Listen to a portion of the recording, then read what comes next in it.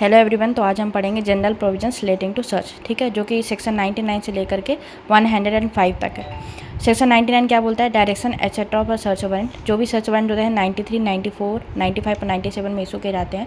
उसमें सेक्शन 38, 70, 72, 74, 77, 78 और 79 के प्रोविजन लागू होंगे, ठीक है। सेक्शन 100 क्या बोलता है? Person in charge of the close place to allow search, ठीक है। तो बंद स्थान के बाहर से व्यक्ति की तलाशी लेने देंगे, ठीक है। तो इसमें कितने सबसेक्शन है? तो आप देखेंगे इसमें 8 सबसेक्शन है, ठीक है। पहला सबसेक्शन जो है वो आपका क्या बोलता है? Whenever any place liable to search or inspection under this chapter is closed, any person residing in or being in charge of such a place shall on demand of the officer or other person executing a warrant and on protection of the warrant allow him free ingress thereto and afford all reasonable facility for a search therein, ठीक है। पहला subsection जो बोलता है कोई भी ऐसा स्थान है जो कि सर्च करने योग्य, जहाँ सर्च इंस्पेक्शन किया जाना है वो बंद है, ठीक है। तो जो भी व्यक्ति वहाँ पे निवास कर रहा होता है या फिर उसका इंचार्ज होता है उस प्लेस का, तो उसके डिमांड करने पर और उसमें जो है वारंट दिखाने पर उस व्यक्ति को फ्री इंग्रेस प्रोवाइड करेगा और जितनी भी रीजनेबल फैसिलिटी है सर्च के लिए वो प्रोवाइड करेगा। दूसरा सबसेक्शन क्या बोलता है? If ingress into such a place can't so obtained होता है the officer or other person executing the warrant may proceed in the manner provided by subsection 2 of the section 47। अगर उसमें इंग्रेस जो है अगर उसको ऑब्टेन नहीं किया जा सकता तो जो भी ऑफिसर होता है या फिर कोई भी अन्य व्यक्ति होता है जो कि वारंट को एग्जीक्यूट कर रहा है वो जो है वो क्या कर सकता है? सबसेक्शन 47 का सबसेक्शन 2 जो होता है फॉलो कर सकता है। सबसेक्शन 2 जो है वो क्या बोलता है कि अगर आप अपनी अथॉरिटी बता दिए और वारंट दिखा दिए उसके बाद भी सामने वाला आपको इंटरेस्ट नहीं दे रहा है तो आप उसके घर के जो है क्या कर सकते हो? खिड़की और दरवाजे जो है आपके पास तोड़ने का अधिकार प्राप्त हो जाता है, ठीक है। सबसेक्शन 3 जो है वो क्या बोलता है कि where any person in or about such a place is reasonably suspected of concealing about his person any article for which such should be जो होता है made such a person may be search and if such a person is a woman such a search shall be made by the another woman with restrict regard to decency, ठीक है। तो इसमें बोल रहा है कि अगर कोई भी ऐसा व्यक्ति होता है जो कि उस स्थान में उस स्थान के पास जो है उपस्थित है और ऐसी कोई चीज़ होता है वो कंसील कर रहा है जिसके लिए सर्च किया जाना चाहिए, तो वो व्यक्ति जो है उस व्यक्ति को जो है सर्च किया जाएगा और अगर वो वुमेन है तो दूसरे वुमेन के द्वारा ही किया जाएगा और पूरी शिष्टता के साथ उसका सर्च किया जाएगा, ठीक है।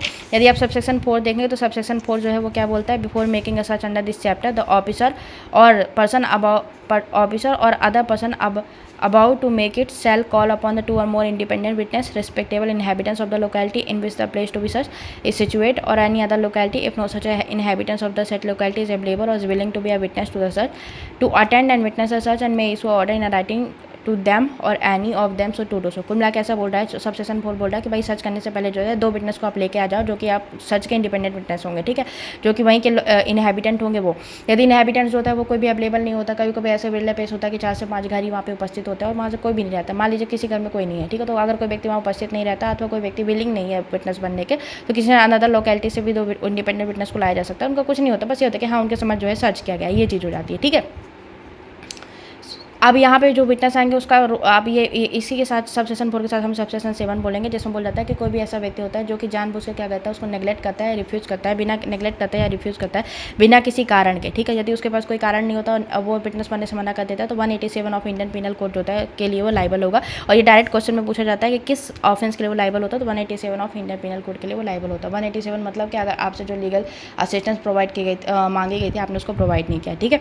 फिर सबसेक्शन 5 जो है वो क्या बोलता है? जो विटनेस यहाँ पे जो विटनेस की रिक्वायरमेंट की गई थी वो विटनेस का क्या काम रहेगा? तो भाई विटनेस की उपस्थिति में उनका क्या इंपॉर्टेंस है? तो विटनेस की उपस्थिति में जो होता है वो आपका सर्च किया जाएगा। उनकी उपस्थिति में एक होता है एक लिस्ट तैयार की जाएगी, जो भी वस्तु वहाँ पे मिली है उसकी लिस्ट तैयार की जाएगी। उस लिस्ट में जो है उनके साइन किए जाएंगे। यहाँ पे उस लिस्ट में जो है जो वस्तु मिली है वो उसका भी वर्णन होगा, जिस स्थान से वो वस्तु मिली है उस चीज़ का भी वर्णन होगा, मतलब वस्तु का भी होगा, प्लेस का भी होगा जहाँ से उसको बरामद किया गया है। इसके अलावा जो होता है उसमें विटनेस के साइन भी होते हैं। क्या विटनेस को क्या बार बार परेशान किया जाता है? नहीं किया जाता। विटनेस को कोर्ट में उपस्थिति अनिवार्य नहीं होती जब तक जो है कोर्ट उसके लिए खुद समन न भेजे, ठीक है। जब सबसेक्शन 6 पढ़ते तो बोलता है कि जो ऑक्यूपेंट होता है ऑफ द प्लेस होता है उसकी भी उपस्थिति यहाँ पे अनिवार्य रहती है। उसको भाई परमिटेड कर दो, उसको हमेशा रहने दो और जो भी लिस्ट वगैरह जो प्रिपेयर की गई है उसको जो है उसको भी एक डिलीवर्ड की जाती है किसको? ऑक्यूपेंट को या फिर कोई भी ऐसा व्यक्ति जो ऑक्यूपेंट के भी हाथ में वहाँ है, ठीक है। सबसेक्शन 7 आप पढ़ेंगे तो इसमें लिखा है when any person is search under subsection 3। अभी हम लोग पढ़े थे कि किसी व्यक्ति को जो है यहाँ पे सर्च किया जा रहा था, ठीक है, जिसने कोई भी ऐसा आर्टिकल उसने जो है हाइड करके रखा था जिसके लिए सर्च इशू किया जा सकता है, ठीक है। तो इससे उससे भी अगर कोई वस्तु प्राप्त हुई है तो उसकी क्या करेंगे? उसके भी एक लिस्ट प्रिपेयर किया जाएगा, उस व्यक्ति को यहाँ पे दे दिया जाएगा। सबसेक्शन 8 तो आपको पता ही चल गया कि अगर कोई व्यक्ति जो है नेगलेक्ट कर रहा है, रिफ्यूज़ कर रहा है, बिना किसी कारण के जो है विटनेस बनने से मना कर रहा है तो 187 जो है वो लाइबल होगा। अब आता है हमारा 101 आता है disposal of things found in a search beyond jurisdiction, ठीक है। तो when in the execution of a search warrant at any place beyond the local jurisdiction of the court which issued the same, any of the things for which such is made are found such a things together with the list of the same prepared under the provision hereafter contained shall be immediately taken before the court issuing the warrant unless such a place is nearer to the magistrate having jurisdiction therein and then to such a court, and in which case होता है the list and things shall be जो है immediately taken before such a magistrate and unless there be a good cause to be contrary such a magistrate shall make an order authorizing them to be taken to such a court, ठीक है। तो अगर आप 101 पढ़ोगे तो उसमें कुल मिला के बस इतना कह रहा है कि कोई भी ऐसा मजिस्ट्रेट है जिसने किसी चीज़ के लिए सर्च वारंट इशू कर दिया, अब वो जो वस्तु होती है वो उसके लोकल जुरिडिक्शन से बाहर प्राप्त होती है, तो क्या होगा, लोकल जुरिडिक्शन से बाहर प्राप्त होगी तो उसका जो है सीज करेंगे, उसके भी एक लिस्ट तैयार किया जाएगा, लिस्ट तैयार करके उस कोर्ट के समक्ष होता है लाया जाएगा जिसने सर्च वारंट इशू किया गया था। अब मान लीजिए कोर्ट का जो होता है वो दूर है, लेकिन वहाँ पे जो नियरेस्ट जो मजिस्ट्रेट का जो न्यायालय होता है वहाँ पे पास वो नियरेस्ट मजिस्ट्रेट का जो न्यायालय है जिसके पास जुरिडिक्शन उस स्थान पे वो पास में, तो बोलता है भाई जो अगर वो मजिस्ट्रेट वहाँ पे उपस्थित है जिसके पास जुरिडिक्शन है, ठीक है, कोई भी ऐसा मजिस्ट्रेट जिसके पास वहाँ पे जुरिडिक्शन है, तो फिर आप उसके समक्ष लेके जाइए और unless there be a good cause to the contrary, वो मजिस्ट्रेट क्या करेगा, ऑथराइज कर देगा भाई आप इसको जिस कोर्ट ने जो है सर्च वारंट इशू किया आप वहाँ पे लेके जाइए। फिर आपका डी जो होता है मिसलेनियस है। अगर 101 आपको ना समझ आया हो तो मैं एक बार फिर से बता देती हूँ, कोई भी ऐसा क्या होता है, सर्च वारंट इशू कर दिया आप, सर्च वारंट में जो है सर्च वारंट में क्या होता है उसका एग्जीक्यूशन में कोई भी ऐसा जो थिंग है जिसके लिए सर्च वारंट इशू किया गया था वो जो है उस कोर्ट के जिसने सर्च वारंट इशू किया था उसके लोकल जुरिडिक्शन से बाहर प्राप्त हो रही है, ठीक है।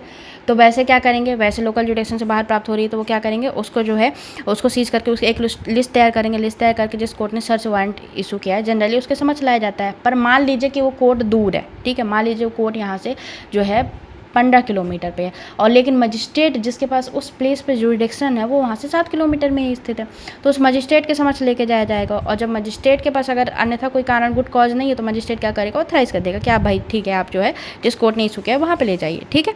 ये बोलता है 101। अब आता है मिसलेनियस आता है जिसमें जो है 102 क्या बोलते मिसलेनियस पार्ट जो है डी पोर्शन जो है चालू होता है जो कि मिसलेनियस है जिसको हिंदी में प्रकरण भी कहा जाता है ना। 102 क्या बोलता है, power of a police officer to seize certain property, तो पुलिस ऑफिसर कोई भी पुलिस ऑफिसर ऐसी प्रॉपर्टी को सीज कर सकते हैं जहाँ पर उसको लगता है रीजनेबल सस्पेक्ट होता है कि इसमें ये जो है स्टोलन प्रॉपर्टी है या फिर इसके संबंध में किसी प्रकार का अपराध कारित हुआ है, ठीक है। इसके बाद जो होता है इसमें क्या बोलता है, इसमें सबसेक्शन 2 आता है जिसमें बोल जाता है कि अगर जो पुलिस ऑफिसर क्योंकि एनी पुलिस ऑफिसर था तो यदि वो पुलिस ऑफिसर जो होता है वो सुबॉर्डिनेट होता है officer in charge of a police station, तो वो क्या करता है उसकी इमीडिएट रिपोर्ट जो है अपने सीजर के उस ऑफिसर को देता है। फिर सबसेक्शन 3 आता है जिसमें बोला जाता है कि यदि जो है every police officer acting under subsection 1 shall forthwith report the seizure to the magistrate having jurisdiction, ठीक है। तो पहली बार क्या करेगा वो अपने सीजर के जो है जो भी जो मजिस्ट्रेट जिसके पास जुरिडिक्शन उसको जो है इन्फॉर्म करेगा।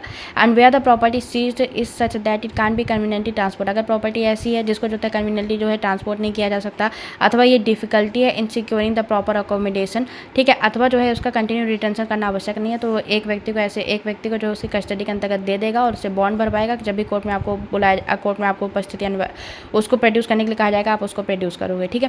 फिर एक प्रोवाइजो होता है, इस प्रोवाइजो में जो होता है इसको समझ लीजिएगा, इस प्रोवाइजो में बस इतनी सी बात कह दी जाती है कि कोई भी ऐसी प्रॉपर्टी है जिसको जो है स्पीडी और नेचुरल डीके की होती है, ठीक है, और वो प्रॉपर्टी जो होता है वो प्रॉपर्टी किसके हक में ये पता नहीं है, एब्सेंट और अननोन है, ठीक है, और उस प्रॉपर्टी की जो वैल्यू 500 रुपये से कम है तो जो एसपी होता है वो इमीडिएट उसके सेल करने के लिए जो है वो बोल सकता है, ठीक है। तो ये चीज़ें कहाँ बोलती है, वो चीज़ें यहाँ बोल रही है। अब आता है 103 आता है जिसमें बोला जाता है कि magistrate may direct search in his presence, तो मजिस्ट्रेट बोलता है any magistrate may direct search to be made in his presence of any place for search of which he is competent to issue a search warrant, कोई भी ऐसे place जिसके लिए वो search warrant issue करने के लिए जो है कॉम्पिटेंट है तो उसमें अपनी उपस्थिति में वहाँ पे सर्च करा सकता है।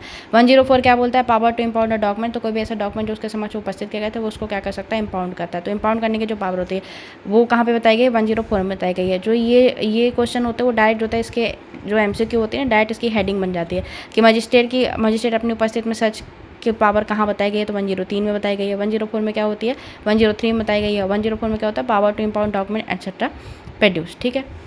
तो ये थी हमारी यही थी आज तक की वीडियो। कमेंट सेक्शन में ज़रूर बताइएगा आपको वीडियो कैसी लगी। Thank you so much.